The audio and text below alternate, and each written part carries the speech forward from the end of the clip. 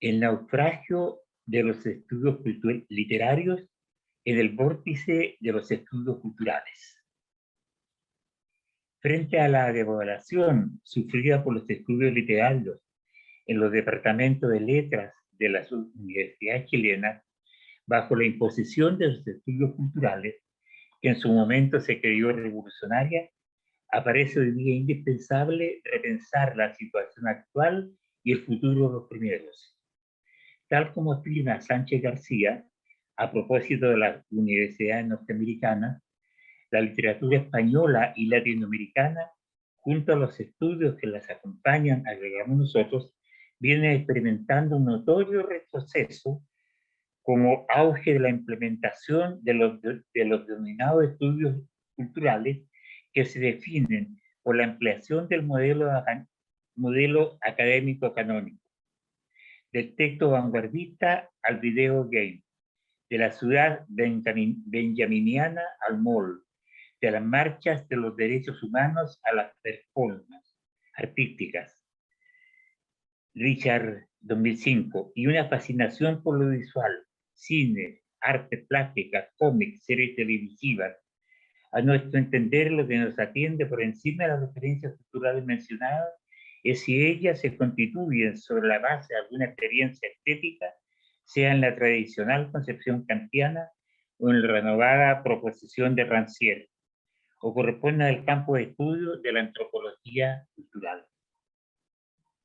Asimismo, el juicio valorativo retrocede al ámbito de lo obsoleto y un periódico, un libro de divulgación histórica, como las historias secretas de los próceres nacionales, un concurso televisivo o un anuncio publicitario, como escribe Monleón, tienen tanto o más validez literaria que el Cid Campeador o el Matadero. De Echeverría. Recuperar la existencia del hecho estético, tal como lo entiende Borges, la inminencia de una revelación que no se produce, y rescatar el juicio valorativo, blasones que definen el campo de la crítica literaria, en nuestra principal intención. Además, procuramos la definición más demarcada del texto, desleída por los estudios culturales, que amplían dicha noción desde el lenguaje escrito hasta el terreno de los films, fotografías, series de televisión, incluso instituciones. Por ejemplo, la Academia Chilena de la Lengua sería un texto. Este es nuestro punto de partida de la defensa del campo específico de los estudios literarios, que conjeturamos poseen un límite, que una vez traspasado debilita y aún desplaza los factores que lo definen. El gozo proporcionado por el hecho estético y el indispensable juicio valorativo que lo acompaña. En el sostén de esta conjetura refulge la idea clave que todo hecho estético es un hecho político, como sostiene Rancière. Borges propone una bella aproximación al hecho estético, el cual nos propondremos vindicar. En La muralla y los libros escribe, Cremillas, generalizando el caso anterior, podríamos inferir que todas las formas tienen su virtud en sí misma y no en un contenido conjetural. Eso concordaría con la tesis de Benedetto Croce. Ya Pater, en 1877, afirmó que todas las artes aspiran a la condición de la música, que no es otra cosa que forma. La música, los estados de felicidad, la mitología, las caras trabajadas por el tiempo, ciertos crepúsculos en ciertos lugares quieren decirnos algo, o algo dijeron que no hubiéramos debido perder, o están por decir algo. Esa inminencia de una revelación que no se produce es quizá el hecho estético. ¿Cómo podríamos entender la idea de una revelación inmanente que no se produce? En otros términos, ¿cómo entender que un hecho que no se realiza puede llegar a ser un hecho estético por añadidura? Nos aventuramos a conjeturar que al enunciar algo que no se produce, se modela la figura de un chiasmo que nos comunica que la no producción es precisamente el producto, o bien podría ser un producto definido por la inminencia de su producción.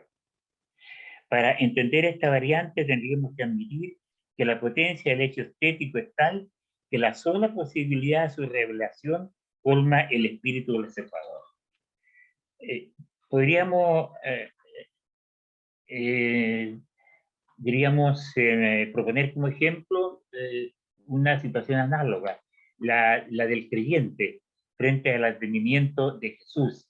Es tan potente, tan fuerte el posible advenimiento de Jesús, que eso colma el espíritu del creyente. Estas y otras conjeturas las dejamos suspendidas para enfocarnos en una proposición naturalmente discutible, pero que creemos posible sustentar. La idea que la propuesta borgiana se aproxima en buena medida al término suspensión de la experiencia sensible de Rancière. Para este teórico, el significado habitual en el reparto de lo sensible, el arte sería el nombre de un dispositivo que hace visible la llamada obras de arte. Análogamente, para Borges, el hecho estético como la inminencia de una revelación irrepresentable podría ser ese dispositivo que hace visible la música, los estados de felicidad, la mitología, las caras trabajadas por el tiempo, ciertos perpúsculos en ciertos lugares como formas capaces de generar la experiencia estética. Utilizando la nomenclatura de Rancière, sería una experiencia que modifica el reparto de lo sensible, poniendo en juego un espacio y una temporalidad diferentes. Desde una perspectiva ligeramente diferente, escribe Castrillón que la función estética de la literatura no es algo accesorio fundamental, ya que permite ensanchar el conocimiento crítico del mundo y de sí mismo. En esta línea vindicatoria del hecho estético es clave su determinación de hecho político. Siguiendo la tesis ranceriana, podemos considerar que el hecho estético, es una de las formas del reparto de lo sensible opuesta a la realizada en el ámbito común, es decir, en la realidad donde interviene el poder. Afirma Rancière, Cremilla, el terreno estético es hoy en el cual prosigue una batalla que ayer tenía por objeto la promesa de la emancipación y las ilusiones y las disoluciones de la historia. En una línea similar, el crítico español Constantino Bertolo, refiriéndose al juego entre poder y discurso, dice, siguiendo Foucault, que una vez controlado el discurso, el poder controla la sociedad. En este entramado, la literatura puede ser considerada una forma de resistencia verbal al discurso del poder. La resistencia se produce en cuanto la literatura es el mejor lugar para pensar las palabras, en cuanto a su más alta expresividad y en su mayor belleza estética. Ello faculta a la literatura para intervenir en la lucha por la apropiación de las palabras que persigue el poder. La lucha por las palabras determina un ganador, quien a su vez determina el orden cultural, político y social. En las batallas por las palabras, la experiencia estética es el arma de la literatura y de los estudios literarios que la acompañan. Estos estudios desde su origen se han preocupado del potencial expresivo de las palabras, incluso cuando su enfoque es inmanentista, lo que se llama el arte por el arte. Adquiere rasgos emancipatorios porque el lenguaje artístico debilita la referencialidad de las palabras, desatando su más plena expresividad. Recurso principal en su lucha empeñada contra el discurso del poder. Esperamos que este tipo de afirmaciones sea capaz de desplazar en algo la acusación escasamente fundada de los estudios culturales de la falta de contenido emancipatorio de los estudios literarios. En esta línea nos parece fundamental rescatar el término goce estético, negado o mejor cancelado por los estudios culturales. En una buena parte, creo que la expulsión puede estar motivada por el rescate de los subalternos, oprimidos y explotados, cuya liberación los estudios culturales procuran. Desde esta posición, Parece una entidad atribuirles a los subalternos ese placer. No podemos resistirnos a citar, merodeando el asunto, una frase memorable de Borges, apelando al perdón de esta época por usar el adjetivo memorable, época en que en el ámbito restringido que nos interesa el académico, nos atreveríamos a denominar la del resentimiento canónico, instalado en las facultades humanísticas, proclive a rechazar estos calificativos por bellos letristas. La frase enunciada por Borges a propósito de la lectura merece brillantemente la denominación de memorable, de Millas. El acto de leer produce una de las formas de la felicidad humana. Bajo la idea que leer produce una felicidad para todo el mundo, independiente de su clase social y estatus, nos resignamos a soportar amablemente una crítica que puede llegar a ser irónica, al ir más allá, proponiendo, junto a la reposición de la educación cívica en nuestros planes de estudios nacionales, la inclusión de la educación estética en una posición tan prioritaria como la gozada por las matemáticas, por ejemplo.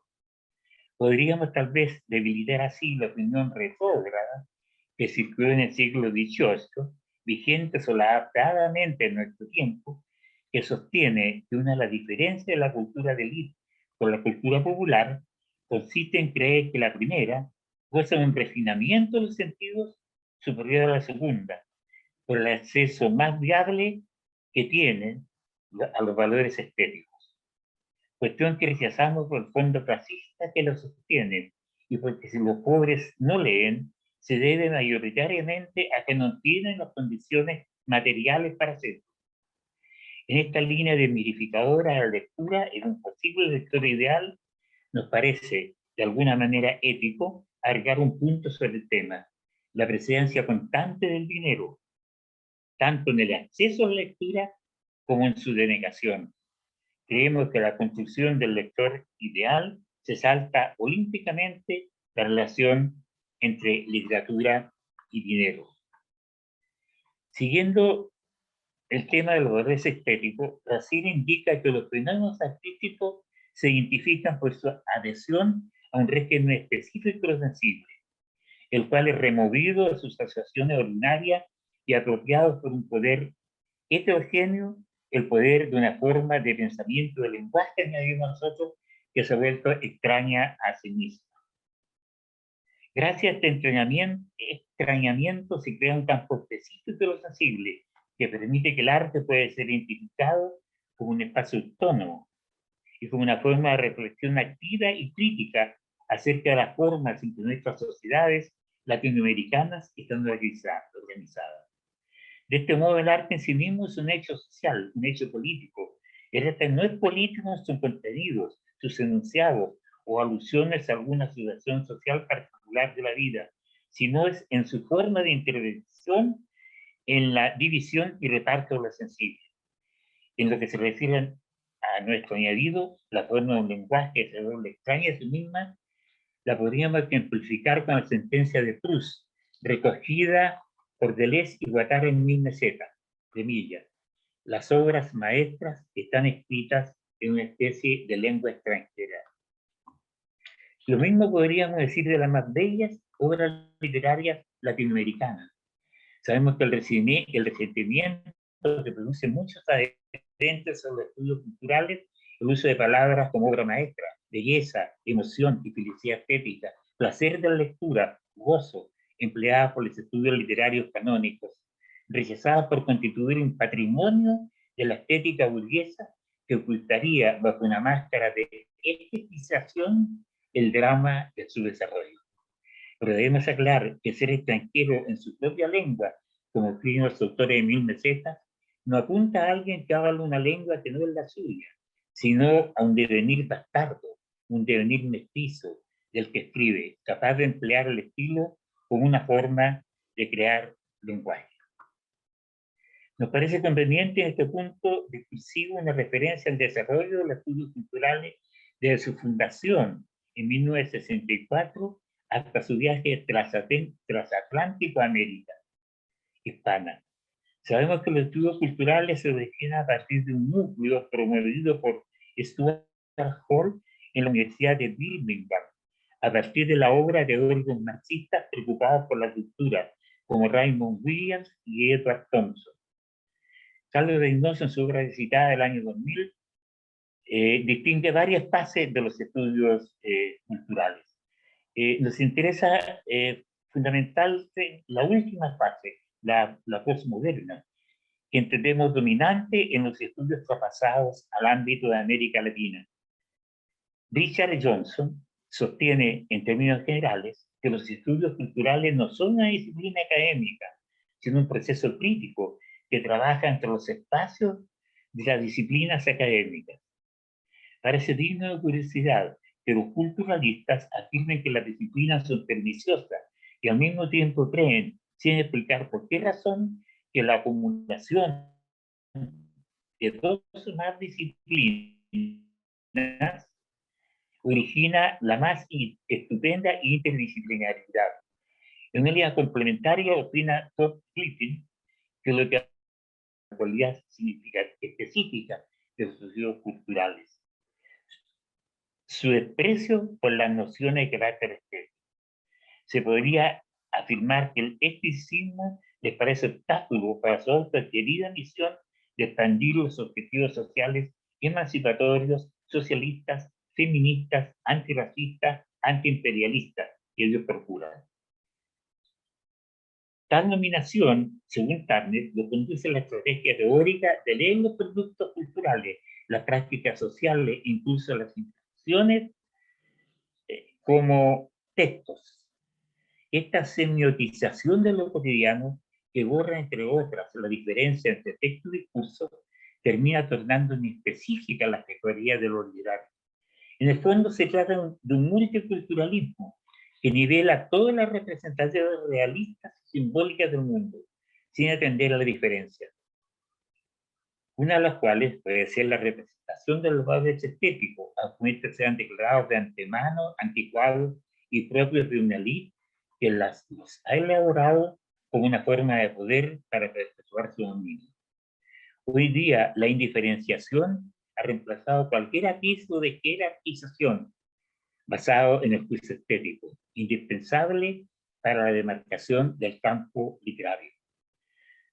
Toda crítica de la situación a la que hemos llegado, que podríamos llamar la de la muerte de las diferencias, es entendida por los culturalistas como el lamento y la queja de los estratos conservadores, nostalgia de una perdida sociedad. La crítica puede ser atendible, pero también lo es que frente a la postura de los estudios culturales, inclinados a considerar que la pregunta por lo estético está revestida de esa nostalgia conservadora, no podemos resignarnos a que desaparezca el interés crítico por la experimentación con el lenguaje que marcan la creación artística, como opina Richard. Las negaciones comentadas parecen estar vinculadas con el giro anti-eurocéntrico, pro-marginal, tercermundista, pro-multicultural, simpatizante con la rebelión de los subalternos y con el fortalecimiento de las minorías étnicas que han crecido en la ideología que comparten los estudios culturales. Afirma Félix Martínez Bonatti, a propósito de una de las características de esta ideología, el multiculturalismo. Dice Félix Martínez que surge la apariencia y a su vera el ideal de una igualatoria comunidad de todas las culturas, condición que acompañada de la reducción de la validez de la esfera científica. Comienzo que va creciendo paradójicamente con el progreso mismo de la ciencia. Negación, completamos nosotros, que aleja cada día más a las humanidades de la comprensión y análisis del universo que proponen las ciencias, como la astrofísica, por ejemplo. Penoso alejamiento que olvida el diálogo permanente que las humanidades han tenido con la ciencia, desde Aristóteles adelante. En un bellísimo libro, La llama doble, publicado en 1996, Octavio Paz nos dice que las grandes preguntas sobre lo que somos y de dónde venimos y cuál será nuestro fin Preguntas que la filosofía y la literatura se han planteado desde siempre son las mismas que se hacen en las ciencias contemporáneas. En esta línea, Paz reproduce ligeramente modificada una frase de Einstein, comillas, soy un físico y por eso mismo soy un filósofo e incluso un metafísico. Juicio perfectamente aplicable a los cosmólogos especulativos contemporáneos. La índole de las declaraciones de quienes cultivan las ciencias nos lleva a la convicción que la relación inamistosa que hoy en día define las humanidades en su relación con las ciencias que llaman duras, debe analizarse en procura de retomar el diálogo. Otro ejemplo de lo que puede aportar la relación dialógica con las ciencias lo podemos sorprender en un texto alucinante de Benjamín Labatut, un joven narrador chileno que publicó recientemente una novela que narra el encuentro en Bruselas de los más afamados físicos modernos el lunes 24 de octubre de 1927. Concluyeron Albert Einstein, Max Planck, Marie Curie, Heisenberg y otros 17 especialistas en mecánica cuántica. Elaboraron con oposición de Einstein la llamada interpretación de Copenhague, que proclamaba lo siguiente, comillas, la realidad, le dijeron a los presentes, no existe como algo aparte del acto de observación. Un objeto cuántico no tiene propiedades intrínsecas. Un electrón no está en ningún lugar fijo hasta que se lo mide. Solo en ese instante aparece. Antes de la mediación no tiene ningún atributo. Antes de la observación ni siquiera se puede pensar en él. Cierre comillas. El quiebre que planteaban era brutal. La física ya no debía preocuparse de la realidad, sino lo que podemos decir sobre la realidad.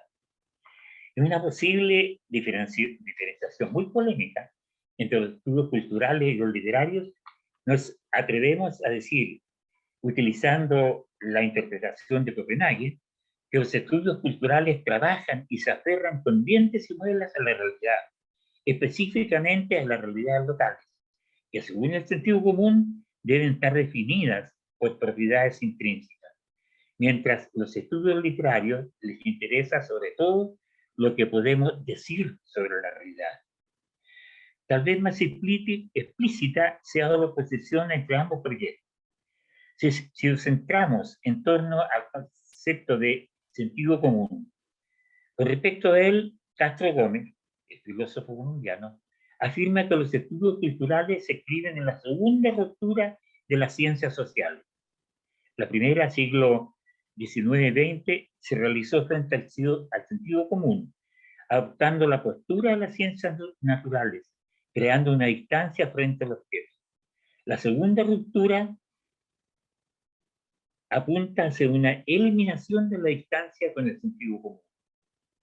Nos atrevemos a conjeturar que existe una tercera, mucho más radical, propuesta por la mecánica cuántica, que asegura que los fenómenos del mundo obedecen a una lógica totalmente contraria al sentido común, entronizando el azar y abandonando la noción de leyes naturales.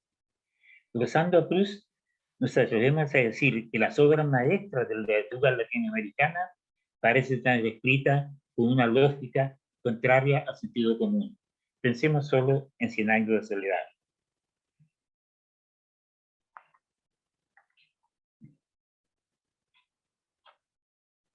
Se desplaza así el tema del juicio valorativo de la toma de partido con el que siempre ha funcionado la crítica literaria, embarcándose en un proceso de relativización cultural que no hace sino debilitar la razón crítica, como escribe Sarlo. Se añade a esta reflexión negativa el rechazo que despertó el carácter impositivo de los estudios culturales, que desplazó la enseñanza de la literatura en las facultades de humanidades de las universidades chilenas. Carey afirma a propósito de esta sustitución de los estudios literarios en la Universidad Latinoamericana que fue un verdadero espectáculo contemplar cuando los estudios culturales tomaron residencia en los departamentos de literatura. Ver a los especialistas literarios pronunciándose de toda clase de asuntos, economía, moralidad, población, crimen, raza, etnicidad, a los cuales nunca habían dedicado un estudio o manejado sobre el sumario de la crítica básica sobre el tema. Este punto en que se presenta la política nos parece de gran interés y de no menor complejidad en su tratamiento.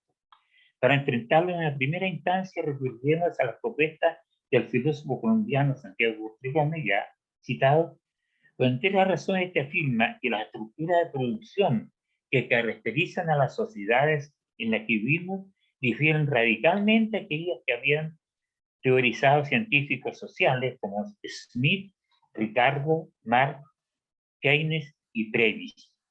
En efecto, el capitalismo industrial ha sido reemplazado por el capitalismo postindustrial, en el que las categorías de análisis provenientes de la economía clásica han perdido su valor explícito. Los estados nacionales han dejado el espacio de concentración de la hegemonía política y cultural. No son ahora los estados territoriales quienes jalonan la producción, sino corporaciones transnacionales y globalizadas, no vinculadas fijamente a un territorio, nación o cultura. Ellos se traducen que la cultura ya no es exclusivamente un conjunto de valores, costumbres y normas de convivencia ligadas a una tradición particular, a una lengua, a un territorio. Anota el mismo autor colombiano un fenómeno interesantísimo. En tiempos del capitalismo avanzado, la cultura se ha destradicionalizado y desterritorializado al mismo tiempo. La globalización nos ha conectado culturalmente con territorios post-tradicionales en donde las entidades personales o colectivas no se encuentran referidas a pertenencia a lengua, sangre o nación. Compartimos el enfoque lúcido de Castro Gómez para referirse al estado de la cultura en los primeros años del siglo XXI, época que corresponde a su análisis citado. Sin embargo, nos atrevemos a proponer algunas notas que podrían relativizarlo en un modo de rechazarlo. En primer término, la situación política, económica e institucional ha experimentado un vuelco radical en la década inicial del siglo, desencadenado por la rapidez con que se han instalado los discursos anticapitalistas en América Latina, especialmente en Chile. Incluso tal vez estamos hoy en día frente al inicio de un cambio de paradigma. Se trata de un rechazo a ultranza de una de las formas del capitalismo avanzado, el neoliberalismo, tal como se implementó modélicamente en nuestro país. En efecto, el efecto neoliberal en la instancia académica en que nos estamos moviendo, podemos convenir que fue poderoso. En la educación universitaria, acusan Parra y Rodríguez Freire, desde desde los 70, nuestro trabajo en la universidad misma se encuentran amenazados gracias al paso del género humano, Andrés Bello, al capital humano, Milton Friedman. Mutación que transformó a los estudiantes en consumidores y a los profesores en emprendedores, lo cual emparenta a estos últimos con el artista que, como lúcidamente vislumbró Baudelaire, se debe la subsistencia a sus poemas. De manera similar, los académicos de hoy ponen en juego, en venta, su saber, su capital, reza la doctrina liberal en el mercado académico. Cierre de comillas. El rechazo frontal a las modalidades del mercado neoliberal, que en el año que escribió Castro Gómez no se evidenciaba con tanto vigor, puso en duda la idea de cultura que el mercado promovía. Una interacción con la dinámica transnacional de los mercados. Actualmente en el terreno de la universidad chilena y en determinados en términos políticos amplios en los colectivos sociales, se ha puesto a sostener lo contrario. La cultura se vincula a la lengua, las cosmovisiones, los territorios, las particulares étnicas.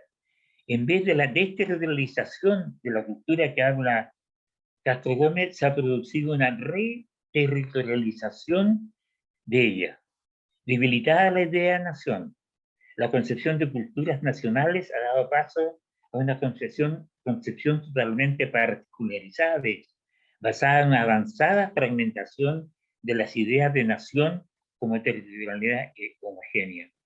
Piglia se ha referido a esta noción en un texto clave de su comprensión, La Argentina en pedazos, donde la recuperación crítica del canon trasandino, que considera el nombre de Echeverría, Sarmiento, Quiroga, Huerta, Toscácel y Puig, abre una lectura histórica a la sociedad argentina despedazada, destruida y fragmentada por la violencia.